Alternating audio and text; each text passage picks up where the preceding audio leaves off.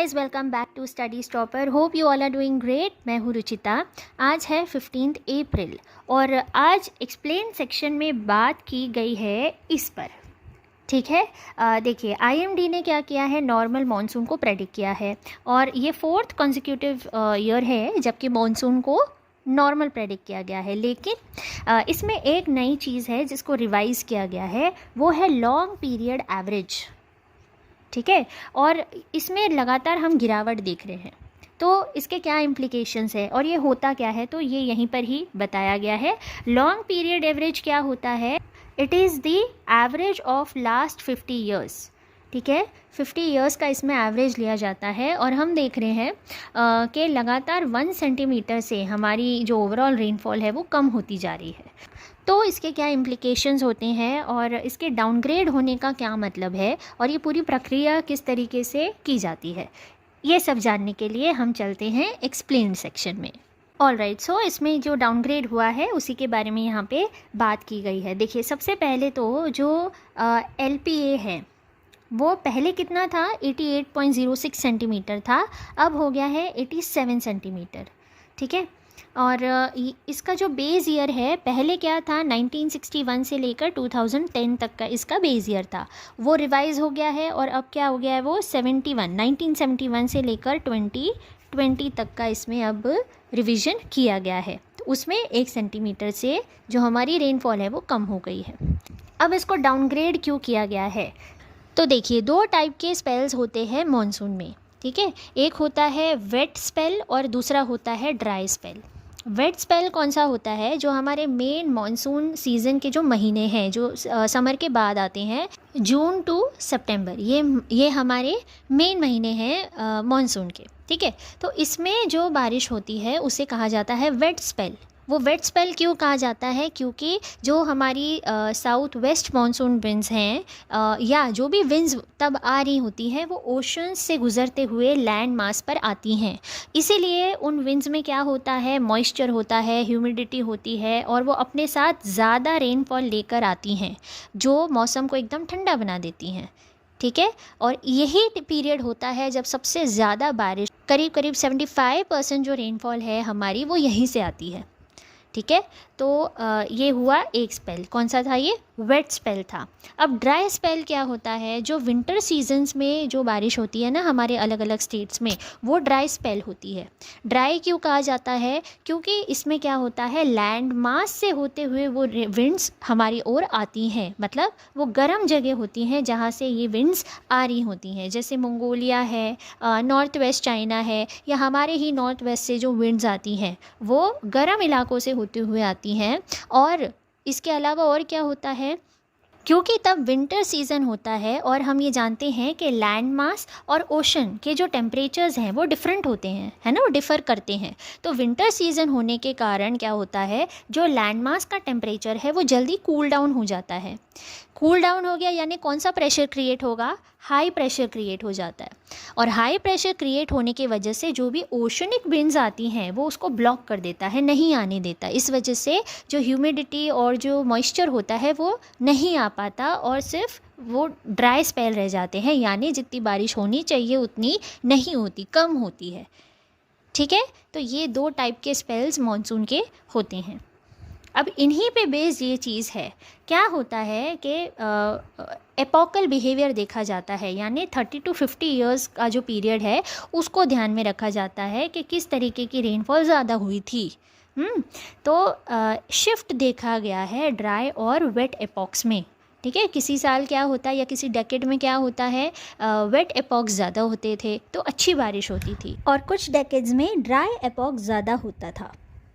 तो 1901 से हम देखें तो 1901 से लेकर 1921 तक ड्राई एपॉक रहा। 1921 के बाद से लेकर 1970 तक हम देखें तो वो वेट स्पेल था, वेट एपॉक था, जो कि अच्छा माना जाता था। लेकिन फिर उसमें चेंज आया। 1971 से लेकर अब तक कैसा एपॉक चल रहा है? ड्राई एपॉक चल रहा है। देखिए, हमने अक्सर अपने पेरेंट्स से या ग्रैंड पेरेंट्स से ये बातें सुनी होंगी ना कि हमारे टाइम में तो जो बारिश होती थी ना वो हफ्तों तक चलती रहती थी, धीरे धीरे धीरे धीरे थोड़ी थोड़ी थोड़ी बारिश होती रहती थी, और वो हमारे एग्रीकल्चर के लिए भी बड़ी अच्छी होती थी, है ना। और अब क्या होता है, अब सिर्फ 3 या 4 दिन में पूरी की पूरी महीने की जो बारिश है या पूरे सीज़न की बारिश हो जाती है, और बाकी जो सारे दिन होते हैं वो ऐसे ही रह जाते हैं, धूप आ जाती है, और जो पानी हम यूज़ कर सकते थे वो मोस्ट ऑफ द रेनफॉल का जो पानी होता है वो यूज़ नहीं हो पाता, वेस्ट चला जाता है। तो ऐसी बारिश का तो कोई मतलब है नहीं, उल्टा वो हमारे लिए एक डिज़ास्टर के रूप में आ जाती है, समझ रहे हैं। तो ये बात होती है, ऐसा शिफ्ट होने लगा है। और ओवरऑल भी हम देखें और बेमौसमी बारिश भी हो जाती है, जिससे उल्टा फसल ख़राब हो जाती है। तो ये जो चेंज आया है इतने सालों में, ये बिल्कुल अच्छा नहीं है। लेकिन इसमें अब अच्छी बात यह है कि एक्सपर्ट्स की माने हम तो वापस 2021 से लेकर 2030 तक का जो डेकेड है उसमें ऐसा बोला जा रहा है कि वेट एपॉक वापस आ सकता है। तो चीज़ें क्या हो सकती हैं, नॉर्मल शायद हो सकती हैं। ड्राई एपॉक में क्या होता है, जो रेनफॉल है वो बिलो नॉर्मल या नॉर्मल तक रहती है, जबकि वेट एपॉक में क्या होता है, नॉर्मल या अबाव नॉर्मल रेनफॉल रहती है। तो अब इससे क्या माने हम कि जो पूरी ओवरऑल क्वांटिटेटिव रेनफॉल है इंडिया की वो कम हो गई है। तो ऑफ कोर्स कम तो हुई है ना, ये सारे आंकड़ों के द्वारा उन्होंने बताया है, तो कम तो हुई है। लेकिन रेनफॉल वेरिएशंस जो होते हैं वो बहुत ही नेचुरल है, कुछ कुछ समय में ये चेंजेस आते ही रहते हैं। आप ये नहीं एक्सपेक्ट कर सकते ना हमेशा जो रेनफॉल है या 4 डेकेड्स तक जो रेनफॉल है वो एक जैसी ही रहे। कुछ ना कुछ चेंजेस एटमॉस्फेयर में होते हैं, जिसका कारण है कि हम ऐसे सारे चेंजेस देखते हैं।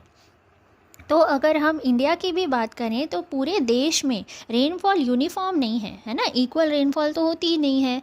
अभी जैसे हम समर सीज़न के बाद की जो बात करें, जून से लेकर सितंबर तक वो रेनफॉल होती है स्पेशली वेस्टर्न स्टेट्स के लिए, केरला से जो शुरू हो जाती है, राइट, फिर धीरे धीरे वो दूसरे नॉर्थ के स्टेट्स तक पहुंचती है। फिर जो बे ऑफ बंगाल से लगे हुए जो स्टेट्स हैं हमारे, उड़ीसा है, तमिलनाडु है, यहाँ पर हम देखते हैं कि करीब नवंबर दिसंबर में यहाँ पर रेनफॉल होती है, और तूफ़ान जो इतने सारे आते हैं वो इसी दौरान आते हैं। तो ये पूरे देश में यूनिफॉर्म तो है नहीं, कहीं कम कहीं ज़्यादा ऐसा होता था। लेकिन अब क्या हो रहा है, उसमें वेरिएशंस आ रहे हैं। जहाँ जैसे राजस्थान की हम बात करें, डेज़र्ट है वहाँ, है ना, पहले बारिश होती ही नहीं थी। अब देखिए ऐसी स्थिति आ जाती है कि बाढ़ आ जाती है। तो ये तो बिल्कुल उलटफेर हो रहा है चीज़ों का। लेकिन फिर भी इन सारे चेंजेस से जो ओवरऑल हमारा रेनफॉल है, मॉनसून का रेनफॉल है, उसमें कुछ ज़्यादा चेंजेस नहीं आते। बात यहाँ वहाँ करके घुमा फिरा के सेम ही हो जाती है।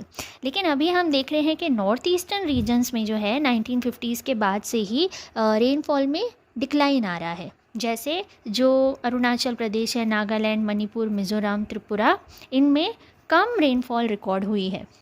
और हम हमारे सेंट्रल इंडिया की बात करें और जो वेस्टर्न हमारे स्टेट्स हैं, कच्छ, सौराष्ट्र यानी गुजरात, राजस्थान और वेस्ट ऑफ मध्य प्रदेश, यहाँ पर higher number of wet days record किए जा रहे हैं। या नॉर्मली यहाँ पर कम बारिश होती थी, लेकिन अब हम चेंज ये देख रहे हैं कि यहाँ पर बारिश ज़्यादा हो रही है।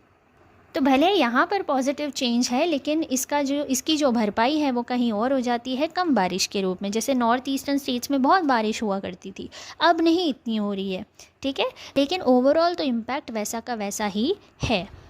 तो ये था पूरा आर्टिकल। ऑलराइट, सेकंड जो आर्टिकल है उसके टाइटल में तो अंबेडकर जी का नाम ज़रूर है, लेकिन यहाँ पर जो कंटेंट है उसमें ये बताया गया है कि किस तरीके से अंबेडकर जी का नाम लेकर पॉलिटिकल पार्टीज़ दलितों को रिझाने की कोशिश करती आई हैं, सारी की सारी पार्टीज़। और अभी फ़िलहाल आप जो है आम आदमी पार्टी, वो क्लेम कर रही है ना कि हम बाबा साहेब अम्बेडकर की जो लेगेसी है उसको आगे बढ़ाएंगे।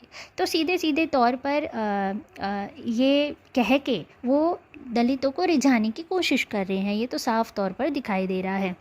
अभी क्योंकि पंजाब में उनको इतनी अच्छी जीत मिली है, तो उनकी नज़र आगे जो 3 स्टेट्स में चुनाव हैं, एक है गुजरात, हरियाणा और हिमाचल प्रदेश, यहाँ पर इनकी नज़र टिकी हुई है। और इसी को टारगेट करते हुए अब वो अंबेडकर जी को पोर्ट्रे कर रहे हैं कि हम तो उनकी ही लेगेसी को आगे बढ़ाएंगे। तो वहाँ का जो दलित वोट बैंक है उसको सीधे तौर पर टारगेट किया जा रहा है। इसके अलावा भी जो बीएसपी है, जो कोर दलित पार्टी ही कही जाती थी, उसके जो फाउंडर थे कांशीराम, उन्होंने भी समय समय पर, जैसे अंबेडकर जी की डेथ एनिवर्सरी हो, बर्थ एनिवर्सरी हो, ऐसे सारे मौक़ों पर उनको भुनाया है और दलित जो वोट बैंक है उसको हर तरीके से लुभाने की कोशिश उन्होंने समय समय पर की है। इनके अलावा भी जितनी पॉलिटिकल पार्टीज़ हैं, सब ने किसी न किसी समय पर दलितों से जुड़ने के लिए अंबेडकर जी का नाम हमेशा ही यूज़ किया है। बस ये पूरा जो आर्टिकल है ये इसी पर है। इससे हमारे लिए कोई ज़्यादा टेक अवे नहीं है, हमारे काम की इसमें कोई चीज़ नहीं है, पूरा पॉलिटिकली मोटिवेटेड ये आर्टिकल है। ठीक है, चलिए मिलेंगे हम नेक्स्ट वीडियो में। Till then keep preparing, stay motivated. जय हिंद।